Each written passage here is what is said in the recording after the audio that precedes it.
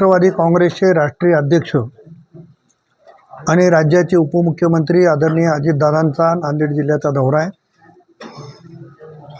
त्या दौऱ्याच्या दिवशी नांदेड दक्षिणचे माजी आमदार मोहन अण्णा हंबर्डे यांचा राष्ट्रवादी काँग्रेसमध्ये त्यांच्या असंख्य सहकाऱ्यांच्या सोबत प्रवेश होणार आहे।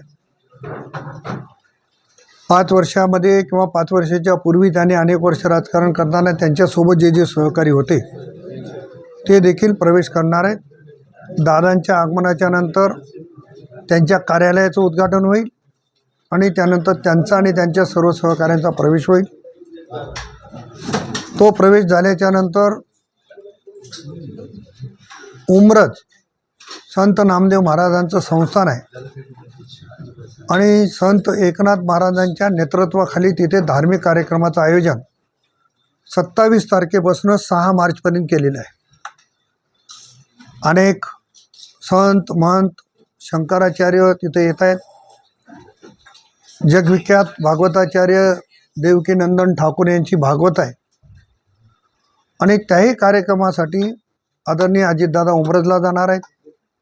उमरज संस्थांचं दर्शन घेतील आणि महाराजांशी बोलतील आणि उमरजच्या कार्यक्रमाच्या नंतर नांदेडवरनं ते मुंबईला वापस जाणार आहेत। असा अजितदादांचा त्या दिवशीचा कार्यक्रम आहे आणि दोन्ही ठिकाणी मोठ्या संख्येने लोक जमतील अशा पद्धतीची अपेक्षा। साहेब, माळेगाव यात्रेनंतर लोहा कंधार मतदारसंघामध्ये उमरज हे परंपरा लाभलेलं मंदिर आहे।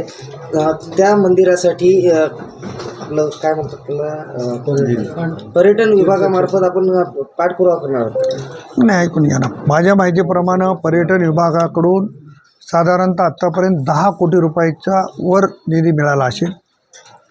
महाराजांनी देखील संस्थांच्या वतीनं मोठा निधी त्या ठिकाणी खर्च केला आणि एक भव्य दिव्य मंदिर असं उभा करण्याचा प्रयत्न केला आणि भविष्यात देखील ज्या आणखी काही त्रुटी तिथं असतील त्या पूर्ण करण्यासाठी त्या संस्थांचा एक भक्त म्हणून त्या भागाचा आमदार म्हणून माझा निश्चितपणाने प्रयत्न राहणार आहे। त्यांनी नारा दिला, त्यांच्या हातामध्ये किती आहे मला माहिती नाही, कारण शेवटी 3 पक्षाचे नेते म्हणून ते ठरवत असतात आणि ह्या 3 पक्षाच्या नेतृत्वामध्ये त्यांची कमिटीत काही निवड झाली असेल तर मला काही अभ्यास नाही आहे, परंतु ते बोलले म्हणून मी बोलणं उचित होणार नाही।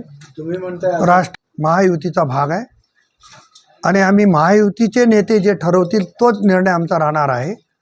पण कोणाला जो खुमखुमी असेल स्वतंत्र लढायचे तर राष्ट्रवादी तयार आहे। हा प्रश्न त्यांना विचारा की भाजपचे पूर्ण अधिकार तुम्हाला आहेत का निर्णय घेण्याचे, त्याचं उत्तर ते देतील। त्यांना अधिकार असतील तर मला माहिती नाही ना, आणि मला माहिती झालं तर मी हे वाक्य बोलणार नाही।